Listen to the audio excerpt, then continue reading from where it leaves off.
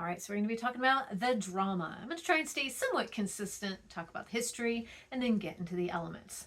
All right, so let's start with the ancient origins of the drama.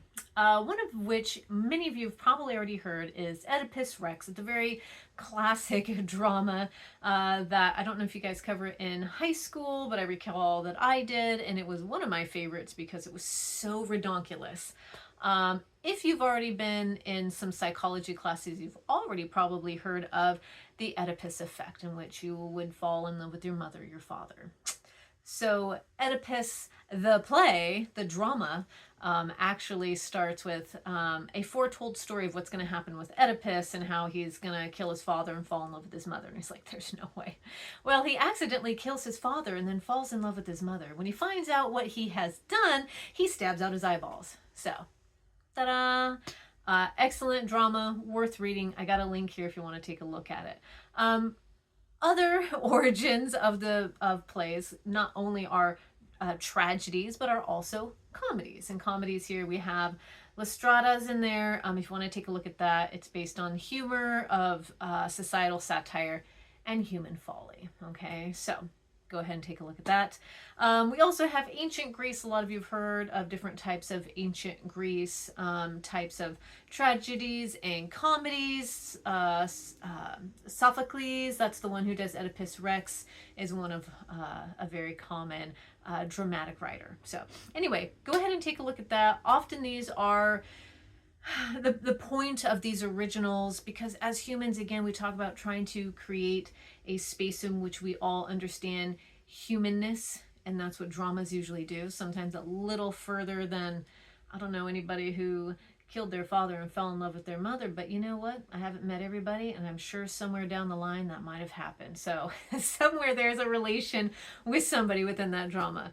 A lot of times these dramas are crafted to explore, again, human suffering, morality, the relationships between maybe gods and humans, before the understanding or belief of Christianity.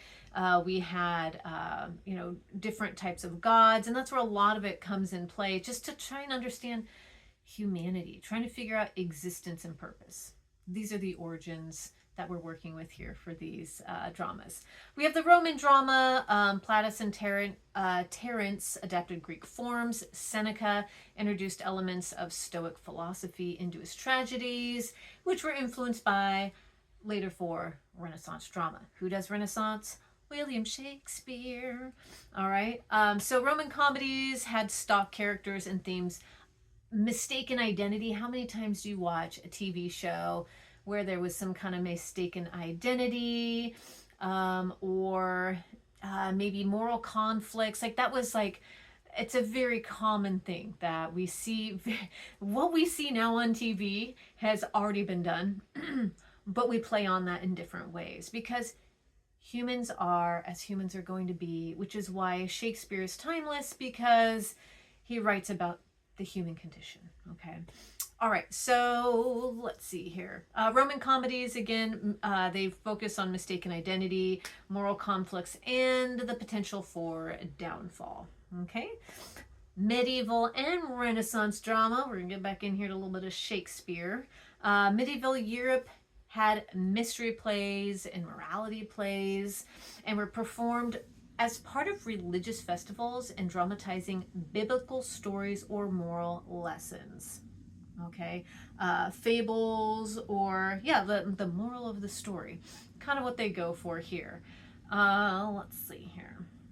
The Renaissance brought the flourishing of drama, especially in England, where William Shakespeare revolutionized theater and his complex characters that explored both tragic and comedic elements.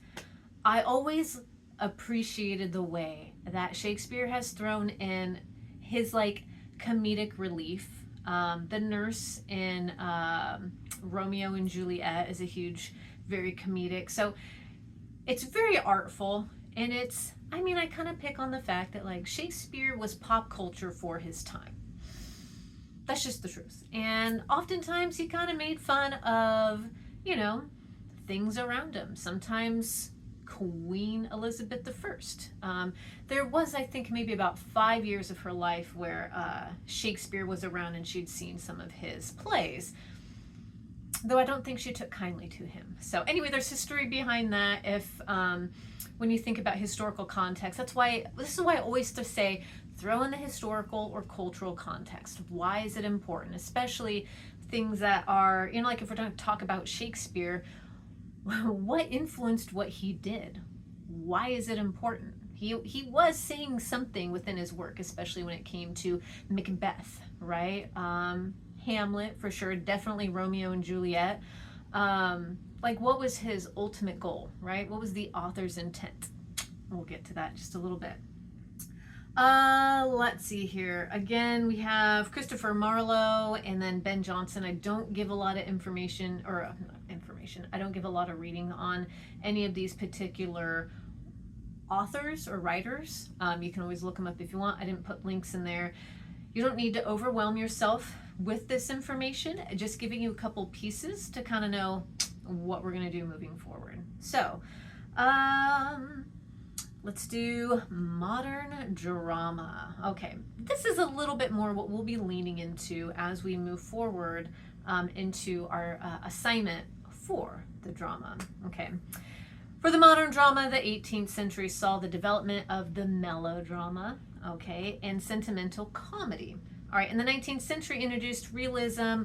I have a link here for Henrik Ibsen's Dollhouse, if you want to take a look at that. The Looking Glass by Chekhov, and then the understanding of naturalism. I'm not going to go into detail about all these little things. That's not what we're looking for.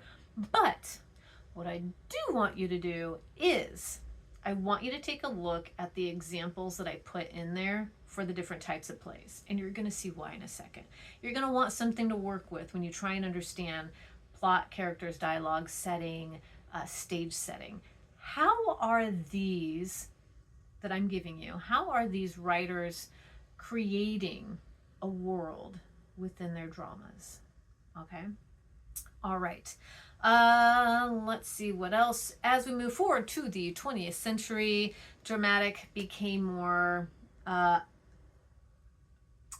it came bigger and a little bit more experimental, right? Instead of following just exactly like poetry, exactly like short stories, we're starting to push ourselves and go, how can we get wild and weird? Waiting for Godot, take a look at that. We have epic theater with Brecht. And Brecht I have under here, under Mother Courage and Her Children is another option when we get into themes and context. So, let's see here. Brecht also was a part of helping create. Actually, I'm not going to say he is a part of helping create. He is a part of the 20th century as we move forward into, we have musicals, we have one-act plays, and we have experimental theater. Okay, he was just a part of. He was not the leader of, if that makes sense. Anyway, so take a look at Waiting for Godot just as an example, because what I want you to do, and this is what we're going to be kind of focusing on, is understanding the actual elements of the drama. The history is the history, and the history just comes with experience, and oftentimes you've read majority of the things we're talking about. Again, you've read Shakespeare, you've probably heard about Oedipus Rex. Who else? I mean, I don't know who else. Christopher Marlowe. I mean, some of these are a little bit like old white dudes. So we're going to push past that and go into understanding the elements of the drama. Okay. So the reason why I want you to understand the elements is because I'm going to have you help me by creating your own drama. Don't panic. And the reason why I want you to create your own drama is because, let's be honest, we could read, what do we have? We could read A Raisin in the Sun, Death of a Salesman, and we can, analytically review those till our ears and eyes bleed. Like, been done to death. What I want you to do is put it into practice. I want you to show me your understanding by applying it, okay? Don't panic. I'll give you more details. But first I need to go into the elements of drama. the best way to get your feet wet here is I've included readings this week. Ta-ta! Okay, so at the very top of our lecture notes, I have all these different links. And these links are going to give you a little bit more than what I'm going to give you on what I'm looking for and how you can understand a bit more about the drama. I'll talk a little bit about it in just a second. I'm going to go back and forth between the readings and the actual notes. So first, plot. You've already done plot with short story. You kind of get it, right? You go, see if I got my notes here.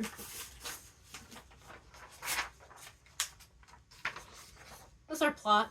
We've covered it. We know what it is. We're bringing it up here. We got a climax and we come down to our resolution. This is what the plot is when we talk about it.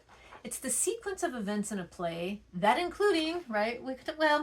This is exposition right here. I didn't really include that in art, but we have exposition, we have the rising action, we have the climax, we have the, it says the falling action, and then a resolution, right? So this is pretty much what we're looking at here when we talk about the plot. If you want, as you're thinking of a plot to create for your own drama, you can do this. You can kind of draw it out and kind of, if you're like me, I'm a tactile, I like to touch things, I like to write things down, that's how I learn. Try that. Anyway, that's what I want you to first do is understanding plot. I want you to think of a plot in a drama. What would that look like to you? Look at the examples that I give you and maybe write them out and try and figure out what is the plot? What's the exposition, right? What's the conflict? What's the climax? What's the falling action? And then what's the resolution? What are you seeing in the plays that I give you? Okay, that's how I want you to understand what plot is, because a plot typically includes a conflict that drives the action forward and towards a resolution and provides closure. Sometimes it does, sometimes it doesn't. We talked about that in short stories. We kind of assume or infer maybe what the resolution might be. Here, I want you to think about what the plot would be if you were to either create a drama or the ones that you were reading. Understand what plot means, right? How are you giving rise to this climax and then bringing it back down? We did a little bit of that when we did the, what is that called? The hero's journey. It's hard because you're only putting a piece in. You're not really creating all that arc. You're just creating pretty much action and conflict, which was a lot of what you did. So you created that conflict, but now you want to start beginning that falling action, that climax to get you down to your resolution. That's your ultimate goal. So when you're reading any of these little, I'm going to talk about them in a second, but when you start reading some of these plays, where are you seeing conflict and resolution? What is the conflict within them? What's the action that takes them towards the resolution? Okay, it's something that I can't do for you, but I give you the pieces that you can read that are going to help you decipher what that looks like, okay? All right, so with plot, think of how that would look. Again, you're already doing character development. We're going to talk about that in a second. And then you do your conflict, your rising action, your climax, and your resolution. And I'm going to say that repeatedly because I want it to be in your brain so you can kind of feel it out, okay? So you have an idea of of a plot. What does the plot look like? In order to have a plot, you need to have characters. Okay, so characters here are the individuals who are partaking within that action, right? Who are the people who are doing this? We really want to hone in, like we did in that short story, who are the people? How do we get to know them as quickly as possible? Who are they? Okay, they're the protagonist, right? The hero, the antagonist, quote unquote, the villain, and then any characters in between, any support characters that are going to help move that dynamic of the relationships, right? Whether there's tension, okay? What piece is in there? Something I want you to consider when you were looking at the characters of these particular plays that I give you, okay? All right, so dialogue is going to be our next step. Oh, actually, hold on. Just give me 1 second. Scroll back up to the readings. Take a look at character development in a drama. It leans more towards if you were the actor, but as the playwright, which you are going to be, all right, you are going to be a playwright in our next assignment. Take a look at the character development in a drama. And the goal here is I want you to, again, even though it's made for actors, I want you to take a look at understanding what character development is. What are the components of character development? How does that look? What's their backstory? What's tangible details about the environment? What's the motivation of the characters? Maybe there's some objectives, actions, and internal struggles that they're dealing with. How might you develop this character? There's a couple things in here that you can take a look at. Again, it leans more for the actor than the playwright, but it should give you some ideas how you would want to create a drama, okay, on how you might want to develop the characters and what you would want them to look like. It's a little harder than a short story because it's a play, and the play is based on the actions and a little bit of the setting and maybe the, when they say set the scene, right? When you set the scene, it kind of helps out. So there's some examples I'm going to show you in just a second. But first, when we look at character development, take a look at that rating, and it's going to give you a little bit of an idea of maybe what we're working towards when we think about characters within a drama, okay? Okay, now, dialogue. That's the play. That's the drama. That's the point. The dialogue is key because the dialogue gives away pretty much all the things. It tells us exactly what it is we want to know about the characters and their actions. So the dialogue is the spoken word of the actual characters, the characters that you've just created. In a drama, it's the primary way information, emotion, and meaning are conveyed, right? You don't have the narrator in the back really telling you. Sometimes you do. But the dialogue should be the essence of the play. I'm going to show you some examples on what that'll look like, but I want you to consider when we think about dialogue, scroll up to the readings. You're going to have tips for creating authentic dialogue in a script. Now, when you go in there, I'm going to open that up real quick. It's gonna seem kind of long. Just work with me on this one, and go through and understand like what it means to create dialogue. You want to pull yourself out of it. You don't want you to be it. You want to give the voice to the characters. And how do you do that? Think back to maybe some of our poems like What the Mirror Said, and how in What the Mirror Said there was a certain dialect that was used, a certain dialogue that created an energy. Ode to Pork, Ode to Chicken, take a look at those poems because those are giving a type of dialogue and language that gives a bit of a feel for the narrator of the poem. You're going to see it try and cross a lot of these pieces together to give you to the next thing. Okay, that's why I do what I do. I know that it might not seem like it makes sense, but trust me on this one. So anyway, when you are writing, you want to try and think of ways in which this character would speak. How does the character speak? In the examples that I give you below, it's going to show you some ways in which different characters have different dialogue. Okay. There's also how to write like a playwright. That's going to give you a little bit more on how you can write using, let's see here, write with inferring as much as you can about the characters with the setting, the time of day, the background, and everything else. Okay.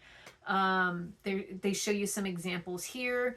They try and help you on how you can do better about communicating what the characters are trying to say and who they are using their words. Okay, I'm at a loss for words and trying to explain it, but take a look at the reading. It gives me a much better example. The dialogue that we want here is, again, we want to be able to give information and emotion and meaning, but we have to use the ways in which someone will speak. Maybe it's the emotion they give. Maybe it's the pauses in between. Maybe it is specific words. Again, bringing back the understanding of poetry. Why did we use the words that we used to say the thing that we said? What was the ultimate goal there? Okay. And again, like a short story, say as much as you can and as little as possible to convey what you're trying to say. With dialogue includes a style, a rhythm, and many other different pieces that might give way for who the characters are. Maybe their social status, maybe their type of personality, maybe their emotional state. Maybe there's something behind the words that they use to give us insight into who these people are. That's the goal of the dialogue. Tell me more. Give me as much as you can in the writing. Okay. With the dialogue, oftentimes you will have what we call stage direction. Okay, I'm jumping around because I didn't throw in setting just yet. Stage direction here, oftentimes you'll see in the dialogue, it'll say so and so was fiddling with something or doing something. Who gives a good example of this? I just saw maybe the Crucible. I have so many plays that I go through that I cannot remember them all, but a lot of times when you go through these plays, in the dialogue, it's going to give you direction there, whether it's somebody who is, I'll just scroll through Crucible because they give a lot in Act 1. Scroll. There we go. When you look at these plays, you're going to notice things that are italicized, and the italicized is stage direction. Okay, so when we talk about the Crucible, you got to scroll down to like page 8 to really get to it, but it was one of the most recent ones I was looking at, so that's why I'm picking it up. So the Crucible talks about kind of like an understanding. It sets the scene and sets the setting. Then it gets into page 8, into the actual stage direction, and it tells us what's going on, but without giving us too much. So first part we see on page 8 is Reverend Parris is praying now, and though we cannot hear his words, a sense of his confusion hangs about him. He mumbles, then seems about to weep. Then he weeps, then prays again, but his daughter does not stir on the bed. It's a whole thing. Anyway, so we know that without saying a lot, based on his action, that's the stage direction. The stage direction is telling us what Reverend Parris is doing right now. Okay, so look at the italicized. We have other parts where Tituba already taking a step backwards, and then their dialogue. So it gives us stage direction. Tituba backing to the door, Betty not gonna die. Right, so we have the dialogue there. So Crucible's a really good one just because it gives a lot of information and examples for you to take a look at. But consider that when you're looking at any of when I go down to themes and drama, themes and context of drama, I've got The Death of the Salesman, I have Hamlet, I've got The Streetcar Named Desire, A Raisin in the Sun, Macbeth, all these different options for you to take a look at and understand how they are including the stage direction within the dialogue. As a note, we also need to have a setting. Where are we? Again, we've talked about that in short story. Tell me where you are and what you're doing, because when we talk about the plot, we need this information. The setting oftentimes is what the stage does. Maybe there's something like in the Crucible where it kind of gives you a heads up on what to expect within this play. It kind of sets the scene. It's the time, the place, the environment, and where this play is unfolding. Okay. The setting influences, again, the mood, the tone, the overall atmosphere of the drama. Just like short story, you gotta set us up, which is the setting. Okay. Tell us where we're at. Give us more information. What is the environment? What are we feeling? Like we just read maybe about 2 seconds of the Crucible. And I mean, the fact that, the Reverend is praying and he's weeping and he's crying and he goes back and forth. We already know it's probably not good. All right. We probably know based on the fact that it sounds like his daughter's not doing well. Even if you've never read the play, just from that small bit, you already have the tone. You already know what you're set up for. That's the importance of the setting. All right. So set us up in a setting, where are we? What's happening? Take a look at those examples below and see how are they setting us up for what is to come. All right. Again, stage direction, we're going to go back to that. You'll see I have an image here of understanding what stage direction is. Stage direction can get a little bit confusing because you're like, my left or stage left? You ever hear that? Like, well, which part are you talking about, right? Imagine stage directions. You can see in the image, you're looking at the stage is when we talk about the stage direction. So we have right wing. Oh, shoot. I can't tell if when you're looking at me, if it's going to go reversed. Look at the stage. I don't want to confuse you. Anyway, when you look at the right wing, it's imagining you're looking at the stage. That's how you're deciding where someone is coming in and where somebody is exiting. Are they in the up stage, right? So I'll also talk about different types of stages, but some of the more classic stages are going to be, let me see if I get the name of it. It is, I have a link there too. Proscenium, sorry, thank you. The proscenium stage. There's a lot of different ones, but the more classic one is that oftentimes they have a little bit of a slant, so that way when people are in the upper back, the upstage, either upstage right or upstage left or upstage center, they're in the far back. Then you have your right center, your left center, or your center and then your left center, and then you have your downstage right, downstage left, downstage center. You've probably heard that 100 times, and now you get to actually see what it looks like, and then you can see where the audience is. So take a look at that. I'm trying, it's hard because as doing a video, I'm trying to think of how that's going to look for you based on what it looks like in my brain. So anyway, take a look at the image there to show you what kind of stage direction there is. Understanding why it might be important that someone enters center left versus downstage left. Why is it important they come from front, center, or back, right? Like if someone's coming from the back, they're coming up to where the character up front, who might be center stage, can't see who's coming up in the back. I think, is it Hamlet? Is it Hamlet? Who's the one who stands behind the curtain and you can, that's part of like the main character doesn't see it, but the audience does, so it creates a sense of suspense. Think of things like that. That's the whole point of stage direction. Also, lighting.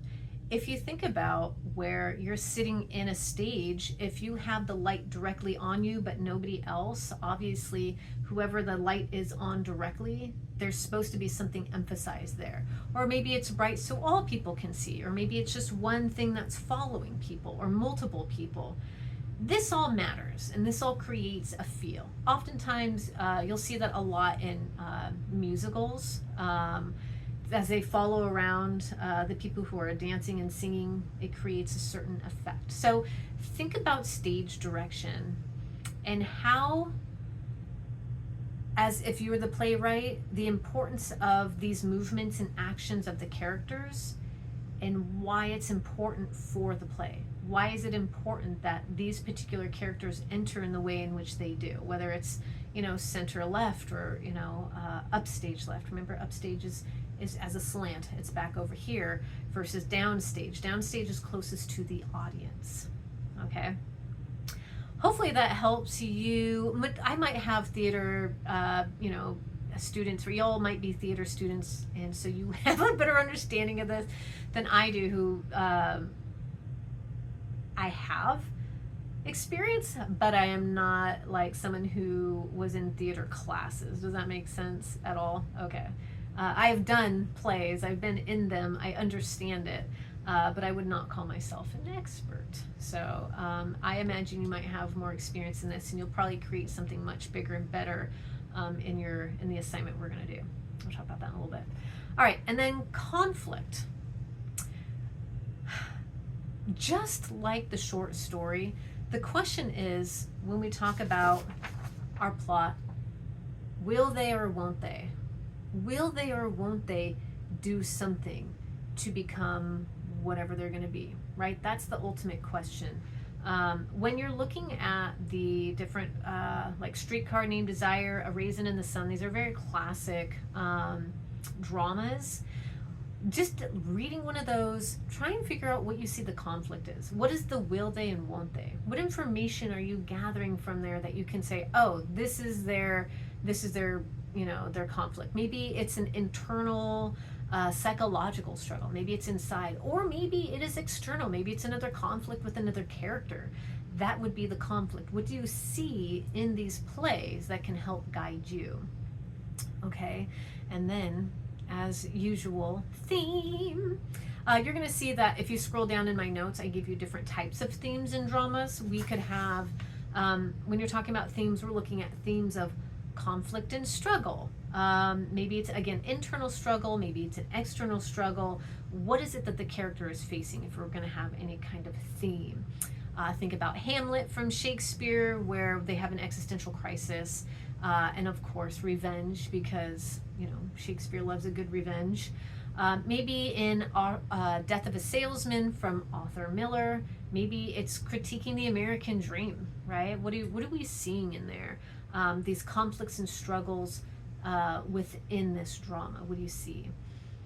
We also have the theme of identity and self-discovery. This is where characters often struggle with understanding their own identity and reconciling who they are with societal expectations. Okay, again, Raisin and His Son is a big one. A Streetcar Named Desire is another big one. These are all very classic. I put in the classics to make it a little easier on you. You've probably read these 100 times in your different, you know, classes that you've had. Okay, power and corruption is another theme. Think about Macbeth, where the idea here is the destructive consequences of unchecked ambition. I mean, that's kind of a nice way of saying it, but yeah. All right, so that would be another way of power and corruption. Maybe thinking about power and corruption is how it's the corrupting influence of power, whether it's political, social, or personal. Yeah, Macbeth is, I think, the best option there. Love and relationships might be a theme. Maybe there's romantic relationships. Maybe there's familial relationships. Maybe there's platonic relationships. These are often common themes in drama, which always reveal a deep emotional truth or societal norms. An example here would be The Cherry Orchard by Chekhov. And then maybe, I put in a couple, another one from Chekhov, The Bear Adjust, The Bear. It's a short little one-act thing to kind of give you a little bit of an example of that. So you could try that one if you want to read something a little shorter. And then we have another theme of social justice and equality. The Glass Menagerie for sure. And we have Children's Hour. I couldn't really find a good PDF of that, which wasn't going to wreck someone's computer, so I just let that be. But you can research it if you want to use another example. Again, these are challenging social norms and depict the consequences of prejudice and injustice. Think about these as themes. Take a look at the links that I have in here to kind of help you get through those themes. And as you're reading it, see how they are playing in there. Also consider, as you're looking at those themes, what kind of historical, I know you hate it, but here it is, historical and cultural contexts are within these plays that give rise to these themes. So when we think about the context of the drama, where's it coming from? Again, if we're going to talk about Macbeth, we're talking about political context. What was happening during Shakespeare's time? Maybe Queen Elizabeth is a part of this. Actually, I don't know who she is now. I think about the timeline. I'd have to go back on that one. But anyway, the historical context in which Shakespeare wrote Macbeth. What do you think might have influenced him on that particular, what is the history of going on in the time that Macbeth was written that you feel might have influenced Shakespeare's reasoning for why he wrote what he wrote? Again, historical context, we want to think about maybe certain gender roles during that time might have influenced it, especially when we look at A Doll's House. Maybe under A Doll's House, again, that talks about gender roles. Brecht's Mother Courage reflects the horrors of war. So what history is going on in this, play? What's the influence? Again, we have political context for sure. Arthur Miller's The Crucible is a thinly veiled allegory of McCarthyism. If I have any historians here about the Red Scare, I don't know if that's going to work for you, but if you want to take a look at The Crucible, it's going to help you kind of understand a little bit of the political context that might be influencing some of these plays. Again, cultural context, the norms and values of the culture in which the play was created, that shapes its themes. A lot of these cultural contexts not only reflect based on time, but location, right? We think about England with Shakespeare versus writing something like August Wilson's Fences, which was more cultural identity within the United States during that time. By the way, Fences is got a lot of derogatory terms, and I apologize. Nothing about it is intended to trigger or support any of the words being used, but it is an example of cultural identity. Okay, what's the importance of using these particular words to make the point? Okay, again, I don't stand behind it. I don't suggest using any of them, but it is an example of when we talk about cultural context. Why is it important that we use certain words in dialogue in order to emphasize a point or show us why cultural identity is important? Okay. And then performance context. I'm not going to push a whole lot on this. In fact, I don't even think I'm really going to put this in your final project. The author's intent will be a little bit different in stage direction. But anyway, performing context is the way that the play is performed, whether it's a traditional staging, maybe it's experimental performance, maybe it's in a black box theater. We'll talk about those in a second.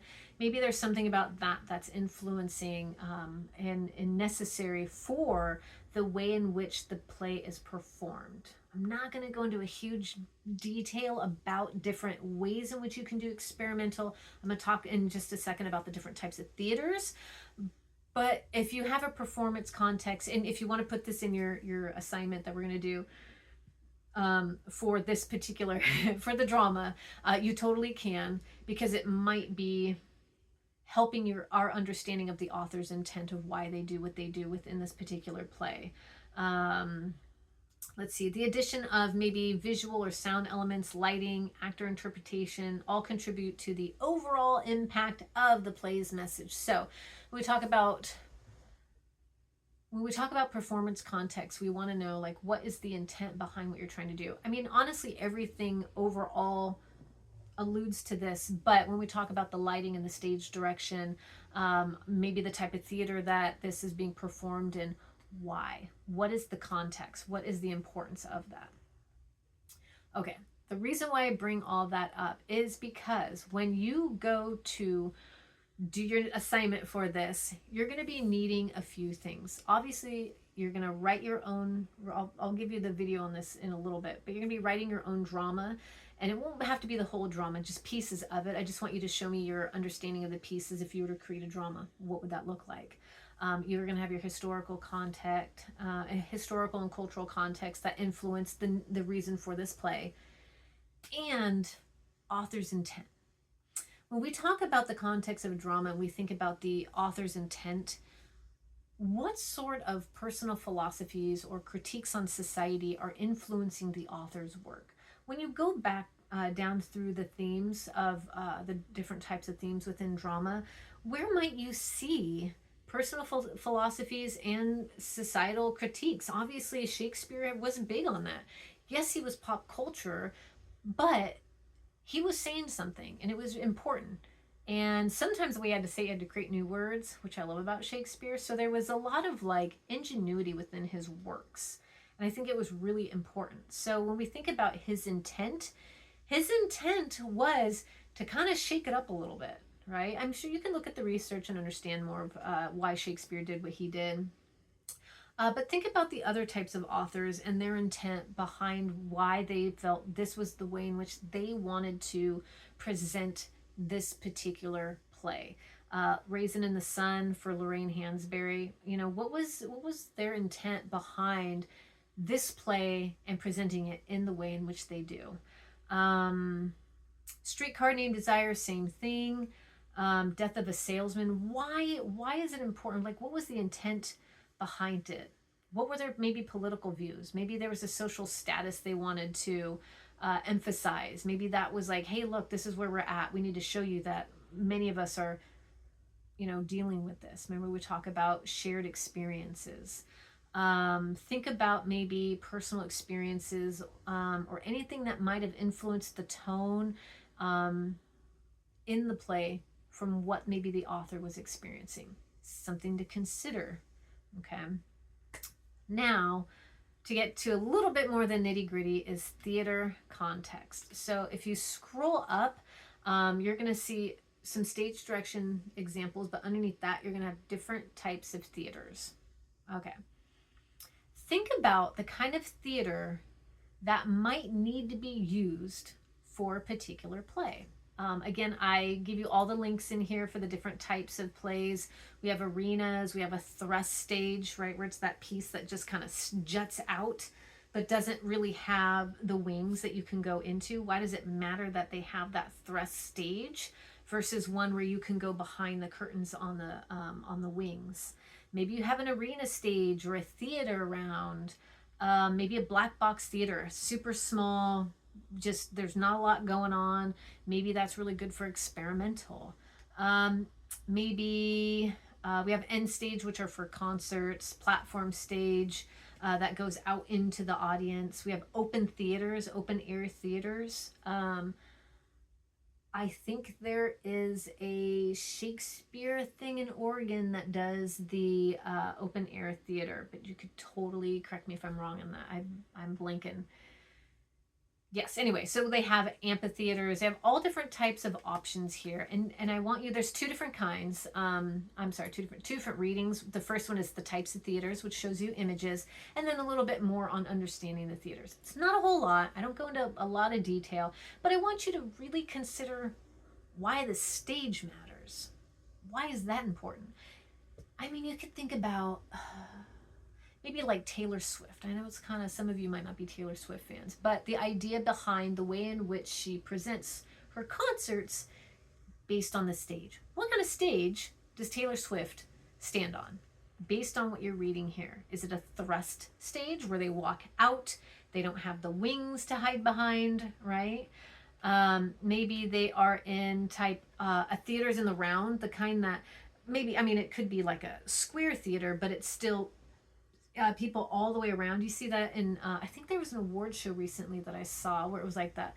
I think sometimes like MTV will do that where it's like this, the presenters come out and they're singing and dancing and it's like a whole theater, like all round, like a round theater. The space doesn't have to be round. It's more likely going to be like a square, but someone's like in the round, in the center of it. Okay. They're rarely round, they're square, but they call in a round, like they are around the performer. Okay. Black box studios are really those really small little black, like there's not a lot to work with. Oftentimes they have very minimal stage setting. Maybe it's just a chair. Sometimes these are where experimental or one act plays take place because it creates that atmosphere. Maybe there's a platform stage or open air theaters, maybe to continue on the ancient or maybe Renaissance type of plays. Actually, they had theaters, but sometimes there's these open arenas. Maybe that's the way in which the play needs to take place. So the point is, when we think about dramas, you want to think about, it's not like a movie where you can move around and have all these different locations that you can go to. You have one space, and one space to constantly create an atmosphere. How is it doing that? What does that look like? This is why stage direction is important. This is why dialogue is important. Setting is important because we need to know where we're at. Dialogue is important because we need to know how we're feeling. Setting sets the tone, but the dialogue gives us the actual, oh, this is what's happening. And then with that, we need to have stage direction, the way people are moving, how they face the audience. You never put your back to the audience. You always have your front to the audience, right? How is, when we're having a conversation between two characters, one's downstage, one's upstage, why does that matter? Is there power play in doing that, as someone is more forward, as someone is more back? Does it make it better in having the conversation? What does that look like? Do they have to be more upstage in order to have that dynamic? Will it be too, will it not work if they're too downstage, because now you have your back more towards the audience, depending on the theater, okay? And then as you're creating the setting and, you know, the stage direction, the lighting, how does conflict play in here? What does that look like? Okay, so hopefully this helps you kind of understand everything that you want to consider when you're looking at these plays. So what I would like you to do is take a look at the readings for the week to kind of just give yourself a little bit more visual understanding of what it looks like. Because this is what plays are. Plays are visual. They're right in front of you. You kind of interact in a sense, depending on you don't interact. How do I say that's not the right word, because most theaters have that fourth wall where you aren't interacting with them, but they're right in front of you, so you feel like you're in the middle of it. Okay. Let's see here. Go through, do the readings, and then scroll down where there's the themes and the drama and the context. And I want you to take a look at all those highlighted plays and pick one and read through it, just for your own sake, just to kind of understand, because the goal here, and let's see if I've got it. Under stage direction, I want you to look where it says instructions written, because there I want you to see, let's scroll down a little bit and get there. Where it says written, I think it's the Glass Menagerie. Sorry, it takes a second to load. I forget which one I chose. Sorry, give me a second. I know the video is long enough as it is. Anyway, what I want you to do is click where it says written, where it says stage direction. And I want you to read through the first parts of The Glass Menagerie by Tennessee Williams and take a look past, go ahead and look past the production book notes and then get into the program. And I want you to see how it is set up. You're going to have the actors, you have the cast, production staff. The biggest thing is I want you to have the characters. You don't have to have the actual cast of, you know, who's going to play it, but at least know who are your characters within the play, okay? What kind of crew might you need? I want you to take a look at the script. Take a note that it gives a lot of information about setting the stage. Set the stage. Set the scene. You see that, you hear that often. When you scroll down, let me see what page that is. Oh, it doesn't tell me the page. Keep scrolling. Okay, where it says staging the play, I want you to take a look of how they intend to stage it and why they feel it's important. Okay, so take a look at it's called the practical suggestions by the publisher to the person who's creating it. Because if you were to write a play and you hand it off to someone else, you want it to be consistent. Okay, and so that's how you would do that. Stage the play. It doesn't have to be as detailed, but take a look and see how that looks.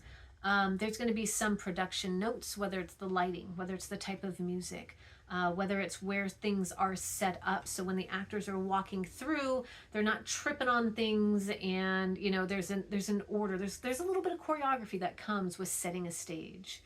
And then the Glass Menagerie gets into Act 1, Scene 1, but notice, while I know italicized sometimes give stage direction, this does, but it also sets the scene. Okay, so take a look at that and go through. There's some notes in there. The whole goal here is it's not going to be, I just want you to take a look at how they have the notes for the stage direction and what that looks like. That's all you need to do. So go ahead and just kind of scroll through, see what they're looking at here. Take a look at what they're putting out there so that you can understand how sometimes people will create stage direction. It's not something I expect from you. You're not going to create it, but I just want you to have a general idea of what that looks like and why it's important. Okay, anyway, go ahead, take a look, reach out to me if you have any questions. Again, I'm here for you. So if there's something that doesn't make sense, it's, you know, like you feel like I missed something, let me know, because maybe I did. There's a lot of information here. For every time we do one of these weeks, I could do an entire semester on these topics. but I try and give it to you as best I can in 50 minutes. Okay. All right, message me, ask me questions, and then get yourself and your feet wet on this, because you're going to be creating your own drama in your analytical review. So I'll talk about that in a little bit for next week.